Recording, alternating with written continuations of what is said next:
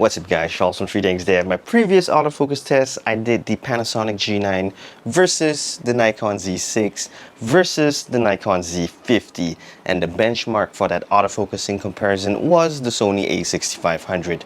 This video will be exactly the same, and also I'll leave that link in the description for you to check out that Panasonic versus Z6 versus Z50 video.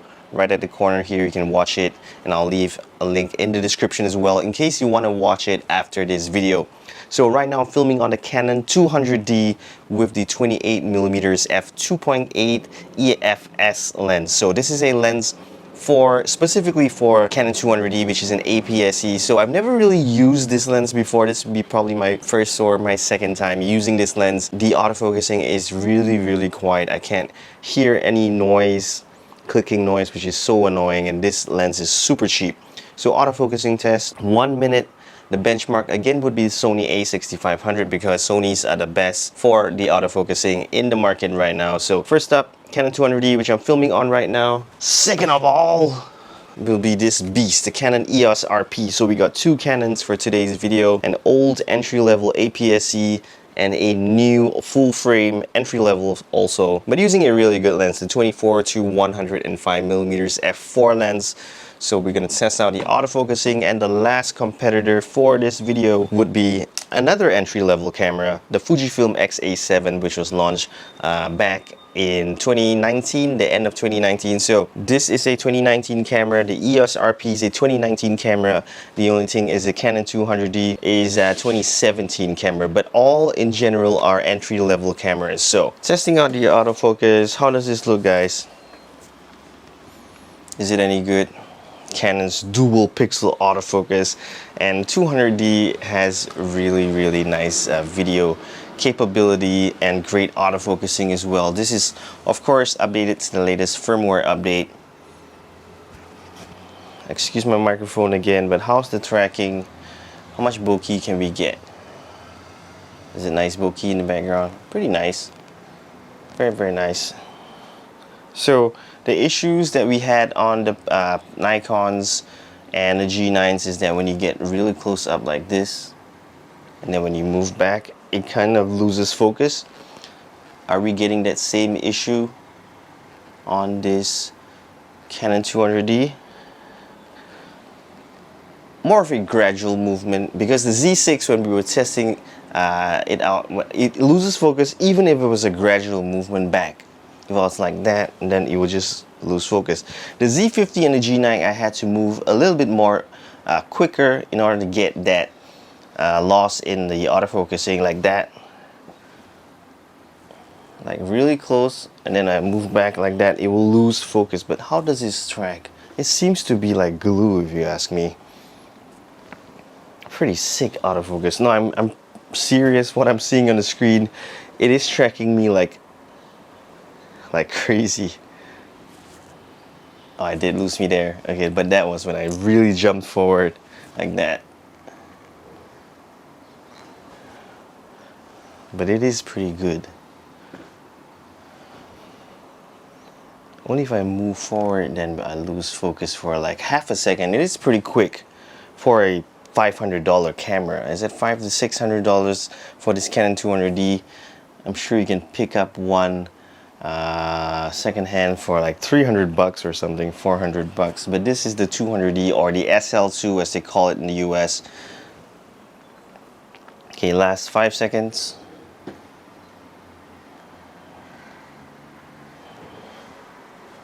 Something in my hair, and we're done. So we're going to put on the Canon EOS RP and see if the autofocusing can keep up with the Canon 200D. So let's go. Okay, so Canon EOS RP, 24mm focal length right now, shooting at f4, 1080p 60 frames per second. The Canon 200D, this is it. Look at that. This is extremely ugly, if you ask me. It is a good camera, don't get me wrong, but the way it looks with this 28 f2.8 lens absolutely is terrible. It looks like a Polaroid camera, if you ask me. So this was also shooting at 1080p 60 frames per second because this has no 4K. The EOS RP has 4K, but in 4K video, when you're shooting 4K on the RP, there is no dual pixel autofocus. So that's why I'm using 1080p as well. For the Fujifilm later on, I will be shooting in 4K. Or maybe I should just use 1080, but 4K on this Fujifilm X-A7 is a lot better. 1080p video on this Fujifilm is terrible. It's pretty strange, but it is true. 1080p video on this Fujifilm X-A7 is horrendous. Totally bad autofocusing and stuff, but 4K video is pretty good. So on this Fujifilm, we're going to shoot at 4K 30 later on. Entry-level camera, also costing maybe about 800 bucks with the kit lens. So how does this look? Canon EOS RP has eye detection. I can see the box of the eye detection. 200D has face detection only. Fujifilm X-A7 also has face and eye detection, same as the RP. So how's the dual pixel autofocus? It should be pretty good, although this is an entry-level camera. I believe in Canon basically. Sony would be definitely the best, but this is sticking to my eye like glue. Very, very nice. I should record this.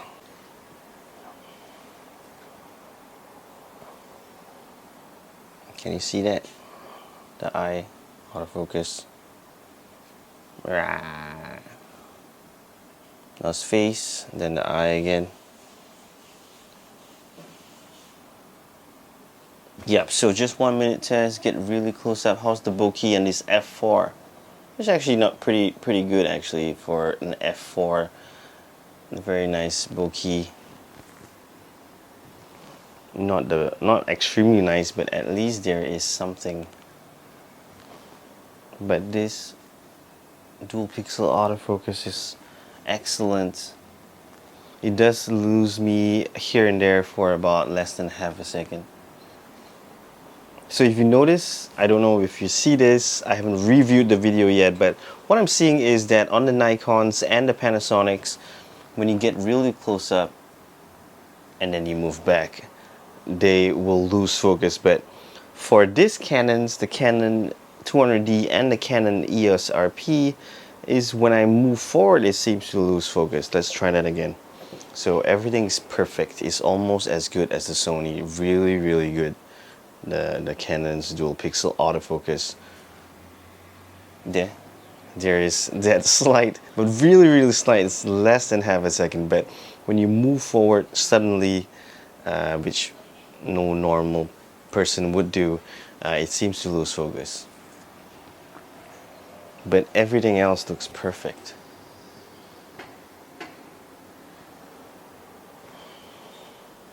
Okay, last 3 seconds.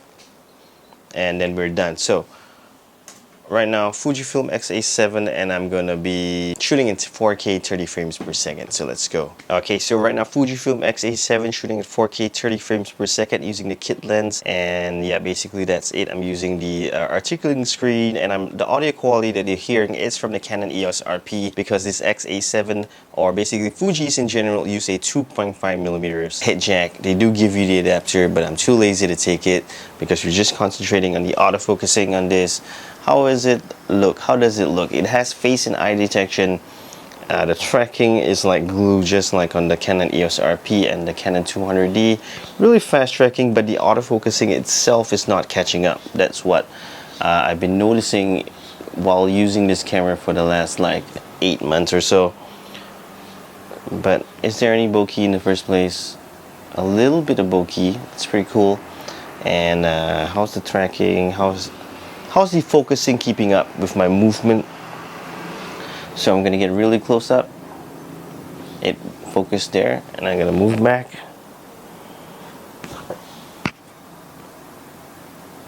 Check out some bokeh in the background, and then move back. Is that any good? I can't really see. It does look like it has been in focus for like 95% of the time.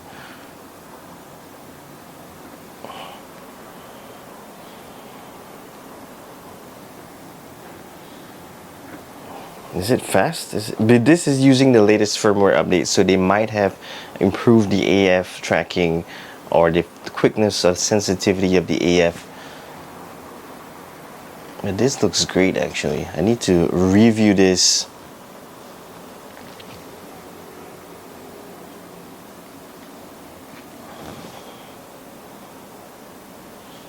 More gradual movements. So coming up to the last 10 seconds. Remember to check out my other video as well, the Z50, the Z6 and the G9. But this looks great actually. I'll need to review all the clips and then I'll give you my final conclusion, which is closer to the Sony a6500 benchmark.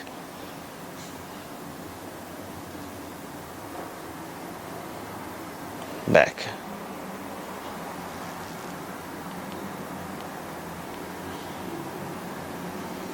Back. Okay guys, so that was probably it. Really fast tracking from what I see on the Fujifilm X-A7, and also it's quite all these three cameras have really good autofocusing if you notice. So I'm going to run through all the video clips and then give you my conclusion, so let's go. Alright guys, so currently filming on the Sony a6500 with the Sony 28mm f2 lens. This is a full frame lens, but I'm using it on my a6500. And I just reviewed the three clips, and boy, this was really close. All three cameras, the autofocusing, the tracking were really good.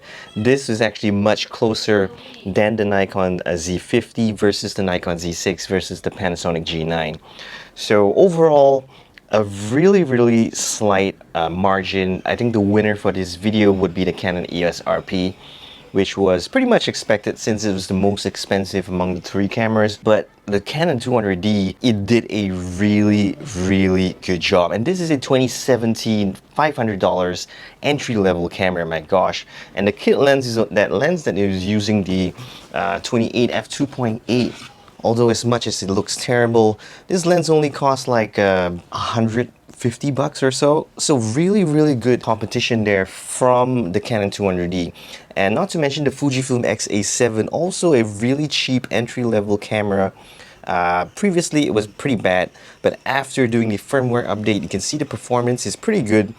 And also using the kit lens, the 15 or whatever, 15 millimeters, the 45, 3.5 to 5.6 kit lens, and performs so well. I have to do another upcoming video, I guess, because I want to see the Canon 200D versus the Fujifilm X-A7 versus the Nikon Z50. So that would be an all APS-C camera challenge. I think that would be pretty interesting. The Z50 definitely the newest and most expensive, coming in with the kit lens probably about $2,300. Fujifilm X-A7 probably about $800 to $900, and then of course the Canon 200D would be like $500 or so. So pretty interesting. What do you guys think? Am I right that the Canon EOS RP just edge out very slightly over the Canon 200D, followed by the X-A7? I'd like to hear what you guys think on how fast the tracking was on these three cameras. If you want to see any specific cameras challenge in the autofocus test, please let me know. I do have the Panasonic G9, the Nikon Z50, the Nikon Z6, the Fujifilm X-A7, Canon EOS RP, Canon 200D, Sony a7 II, and the EM1 4K mirrorless camera. So if you want to maybe test out do an autofocus challenge between any of these cameras, please let me know. Thanks guys for watching. Hope you enjoyed this video, and I'll see you in the next one. Peace.